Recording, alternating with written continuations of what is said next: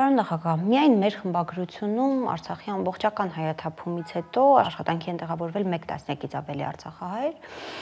Ես նրանց խնդրել էի մի ընդհանուր հարց ձևակերպել, որ կցանկանային ուղղել ձեզ, եւ ահա թե ինչ են նրանք ուզում իմանալ։ Արդյոք դուք եք ամբողջովին փակված համարում Արցախի էջը, կամ ինչպես Նիկոլ Փաշինյանն է ասում, խորհուրդ կտայիք մեր արցախցի քույրերին ու եղբայրերին տնավորվել Հայաստանում, թե նրանք կարող են իրենց ամենանվիրական այդ հույսը, վերադարձի հույսը կապել օրինակ ձեր անվան հետ։ Նայեք, մենք իրատեսական պետք է լինենք եւ այսօր իրատեսական լինելը նշանակում է պայքարել միջազգային կառույցներում վերադարձի իրավունք արձանագրելու համար։ Ես սա եմ տեսնում։ Հիմա ձեր հարցը միգուցե կարելի է մի քիչ ավելի ընդլայնել, թե ինչ է պետք անել հիմա։ Ընդհանրապես, որովհետև եթե մենք մնում ենք նույն իրավիճակում, ինչպիսին կա այսօր Հայաստանում, իհարկե որևէ հույս թե մենք որևէ ացանում, որևէ հաջողության կարող ենք հասնել, չպետք է ունենանք։ Հիմա պետք է Հայաստանը փոխվի։ Բայց իրատեսականը վերադարձի իրավունքի արձանագրումն է։ Փաշինյանը նույն նժարի վրա է դրել այսպես կոչված 300,000, հիմա արդեն ասում են 500,000 ադրբեջանցիների վերադարձի հարցը Հայաստան, արցախցիների Արցախ պայմանական վերադարձի հետ։ Սրանք նույն հարթության վրայի հարցեր են իսկապես, այսինքն մեկը պայմանավորված է մյուսով։ Հանրապես իրար հետ կապ չունեցող հարցեր են, այդ դեպքում մենք էլ պետք է խոսենք 300,000 Բաքվում ապրող, Սումգայիթում, Կերաբադում ապրող հայերի մասին։ Իսկ եթե այն թեման ուղիղ կապ ունի մյուս թեմայի հետ։ Սրանք իրար են չզուգացնում։ Արցախի հարցը լրիվ այլ թեմա է, որովհետև Արցախը, այսպես ասենք, ինքը ուներ եւ սովետի ժամանակ կարգավիճակ եւ Արցախի ինքնորոշումը եղել է ամբողջությամբ միջազգային ընդունված սկզբունքների շրջանակներում։ Լրիվ այլ թեմաներ են, որոնց համեմատությունը ուղղակի կոռեկտ չի։ Բայց ես կուզեմ վերադառնամ հետևյալին, նայեք, մենք որևէ հույս, որևէ հաջողություն չենք կարող ունենալ, եթե մենք որդեգրել ենք այս քաղաքականություն։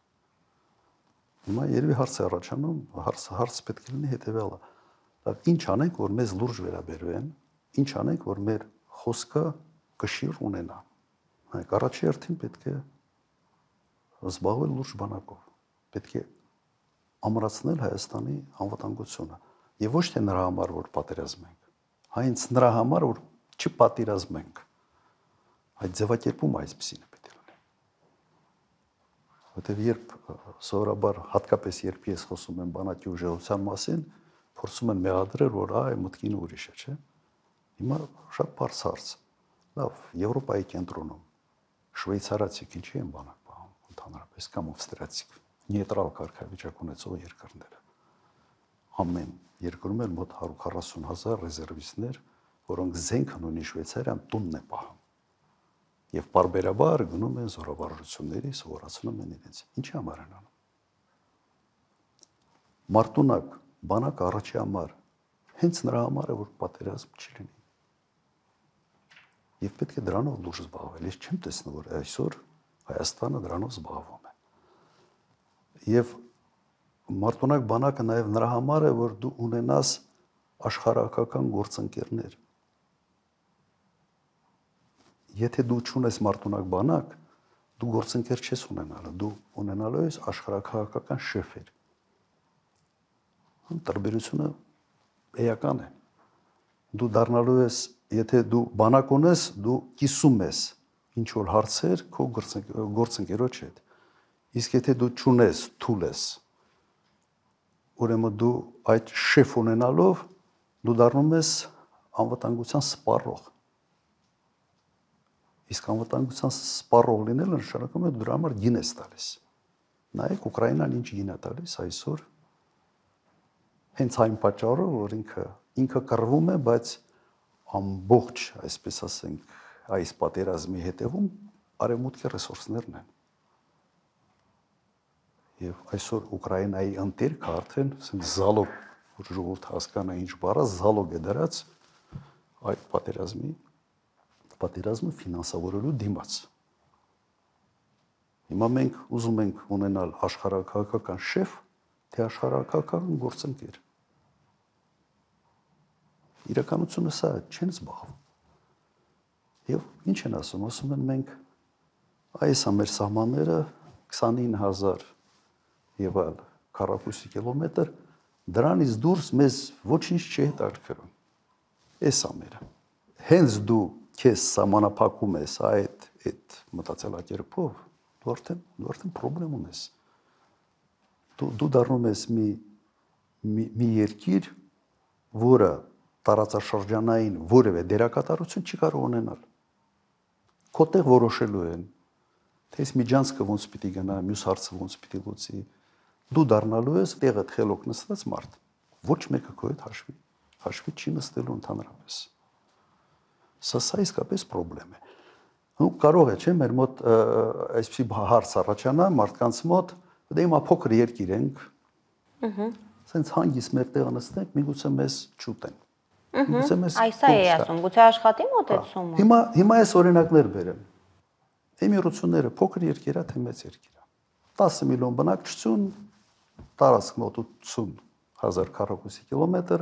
սեփական բնակչությունը 1.5 միլիոն։ Կատարը փոքր երկիր է, թե մեծ երկիր է։ Մոտ 10-12000 քառակուսի կիլոմետր տարածք, Հայաստանից ավելի փոքր բնակչություն, սեփական բնակչությունը 1 միլիոն էլ չկա, 700,000։ Սինգապուրը փոքր երկիր է, մի քաղաք է, 5 միլիոն բնակչություն, բայց նայեք, ես այս օրինակները բերեցի,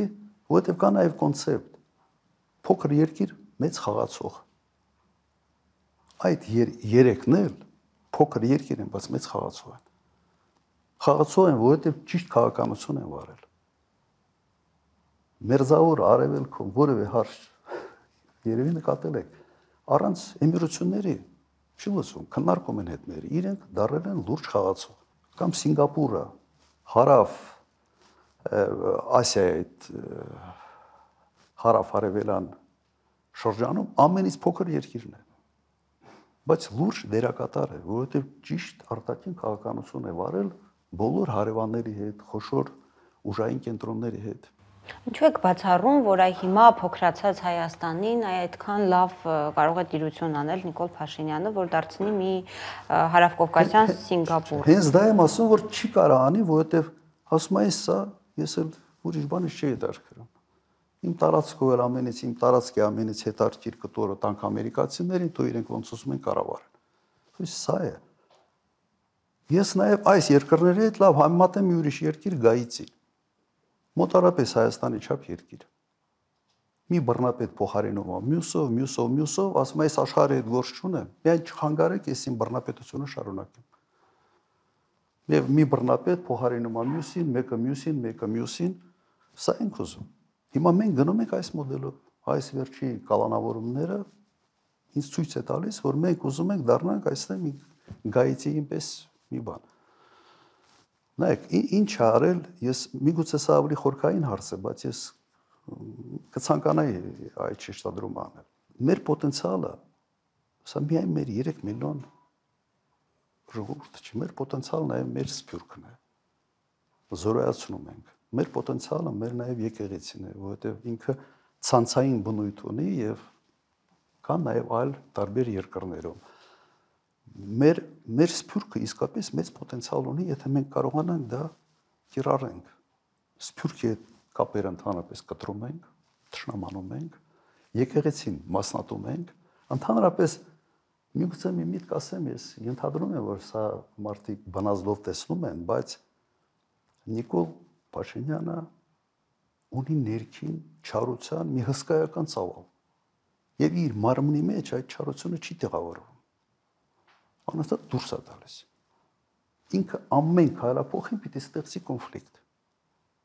Եվ այդ կոնֆլիկտով ինքը ոնց որ սնվում է, ինչ որ էներգիա է ստանում, մի նոր կոնֆլիկտի համար, Չեք տեսնում ինչ է կատարվում։ Այս խառնաշփոթը մարդու տեսակի արտասովումն է։ Եթե իշխանություն, եթե դու կոնֆլիկտացին ես ինքդ քեզնով, եւ դու ունես հսկայական իշխանություն, գրեթե այսօր անսահմանափակ, դու այդ կոնֆլիկտը ինչ որտեղ սկսում ես կիրառել, դու սկսում ես հակադրել ոչ միայն ասես հների նորերի, Արարատը Արագացին, Էջմիածին Հովանավանքին, Կատողիկոսին կարգալուց արած քահանային, Միացյալ Նահանգների Ռուսաստանին, Թուրքիա, Ռուսաստան, դու անընդհատ կոնֆլիկտ ես ուզում ստեղծել, որտեղ քո տեսակն է այդպեսի եւ այդ կոնֆլիկտից դու սնվում ես։ Իմ տպավորությունը սա է, որ ինչ որ տեսնում եմ, այլ ռացիոնալ բացատրություն չունի։